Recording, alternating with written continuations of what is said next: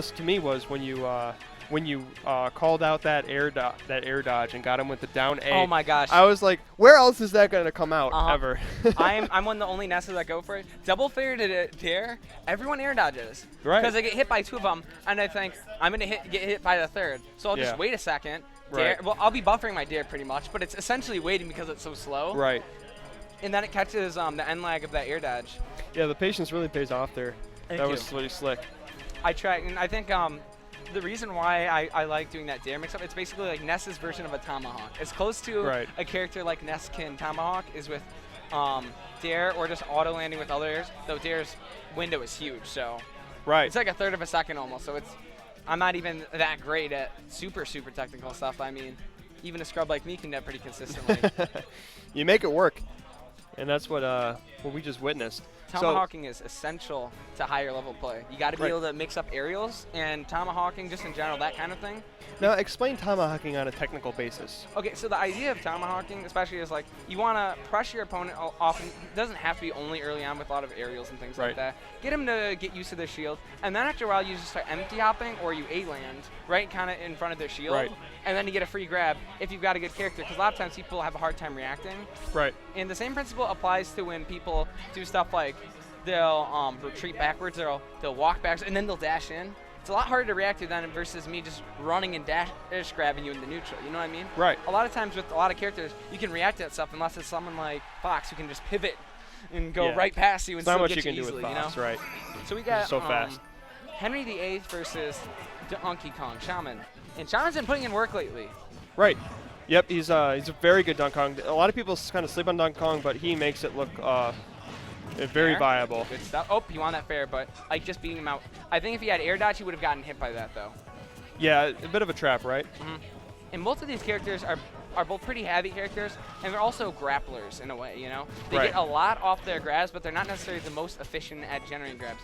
Donkey Kong definitely has some ways to get grabs on him. And Henry VIII is just trying to trap his landings, it looks like. Right. Good fair. He's trying to limit his options a lot. And DK with a little bit of rage and a potential to hoo-ha you, or ding-dong you. Ding-dong is what we call it, yeah. Oh! Going for the back air, oh my just God, missing if he had faired that up B, that would have been legendary. That would have been odd shot worthy. Good up B. That was really smart by Shammon. Okay? And he's just trying to space. He was just kind of waiting out, seeing if he would do something like a spot dodge. Right. Just trying to keep him off stage right now. Okay. Good. Yep. Like Spear, a very good tool. It has very similar data in terms of its strength to the fair, but that bear is a lot quicker. And it's got a little bit less range, but Ikes are very fond of using it. Oh, there it is. Okay, just went right behind him and bear and back, and he's gone. Common thing that you see a lot of Ikes, Clouds, and Falcons, they have this thing where they'll jump from the ledge, and you think, okay, I can try and punish it, you know? And then they'll throw out that meaty bear, which sometimes, if spaced correctly, can be safe on shield. And I like how DK just got him off stage there. That was good. Yep. Okay. Needs to get this kill somehow. Okay, the double roll. Oh! Wow! Up B to kill him, dude. And with that invincibility, that would have beaten out any option. That was really smart. Oh, he saved that win. That was probably the best option he could have put out right there. there. Oh, no! Oh, my God. You don't want to see that in a set ever.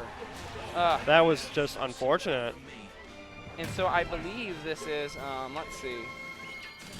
Oh, Kent is here? I didn't even see Kent here. I don't know if he's, I guess he's here. Oh, he must be. I swear I haven't seen him once. Okay. Yeah, he showed up late. Let's see. So this is losers round.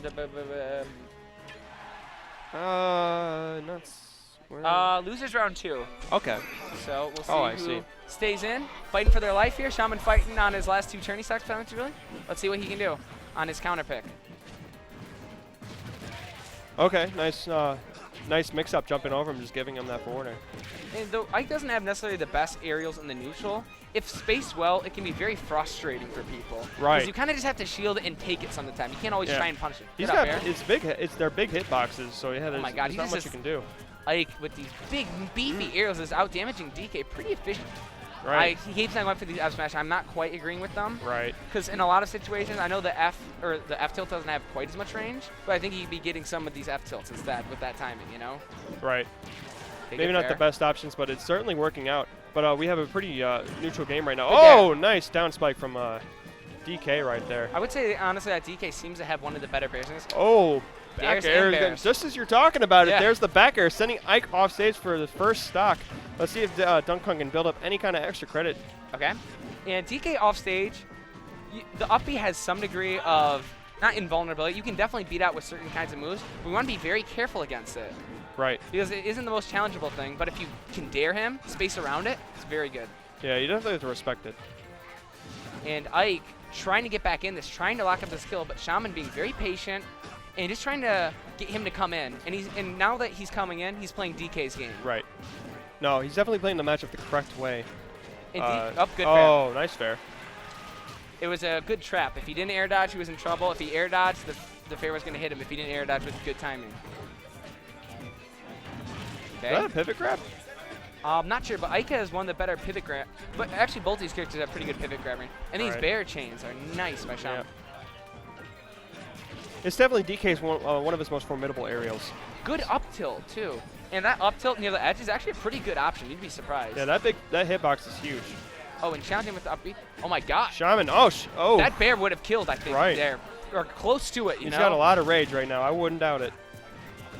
Oh, my God. And see, I like that pivot forward tilt. And I'd like to see Henry go for more of those, you know? Good forward tilt, though. And that's going to take him into bear up. Oh!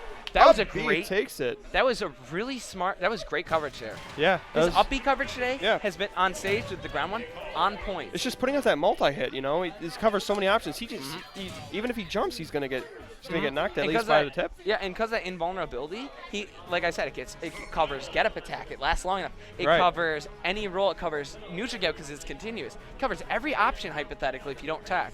Right. So that's really good. And the way he's using it at the edge, if you're not jumping, you're getting bodied by that. If you pick a grounded option. Right. And that's what he just did, and we saw him lose a stock for it. So I think the key is to get around. You got to find a way to jump, because you do have some invincibility on a jump. If you can find a way to jump backward. Yeah, and then try and get on. Then pass it. Then it's not as bad of an option. Right. But I mean, otherwise, you're putting yourself in a position where you can get hit by a lot of stuff. You know. So game 3, Town and City, Ike's counter pick. What do you think of this counter pick? I like it. Gives him a lot of space. That F smash. Oh, just throwing it right out, huh? I really like these back airs he's throwing out. Just short hopping back air. I think one of the best things that Shammon has improved on since he took his break was his bear spacing before. It wasn't like is that not gonna take it. Good side B. But oh my God, another one. That's another one. It's 2 in a row. Oh, he's going for a third no, one. Don't get spiked. Okay. No. Ooh. Going for the glory. It's like Fair City for both of these guys, right? Okay. But Ike definitely has the tools to make this comeback. But this bear spacing that Shammon has since he's gotten back has been so crisp, and I think that's made a huge difference. Because you have to space well with DK, because he doesn't have a great neutral. He doesn't have a whole lot going for him like that, besides an amazing punish game. Right. But if you're spacing correctly, that can make such a huge difference in neutral. Right. It really amplifies that. Oh, my goodness. Spike. Misses the tech, and he pays for it. Oh, the ding dong. He just waited for that cross up, you know, jump, and then he got that up air. That was good. And he just stayed calm, you know, he didn't overcommit, didn't go for anything crazy. That was fine. Just a smart up air, you know? He didn't even bother to try to push him towards the ledge either. Just right up and up. Ooh. Okay. Oh, that was a good conversion. His conversions are just so smart these days. I'm really impressed by it. Yep. And Henry VIII is doing a really good job, though, finding ways to get out of his combos. I think that's been his strength in the matchup, is when Shammon overcommits, his punish game has been equally Oh, did you just see three fairs in a row? Oh. That dare. Oh, my God.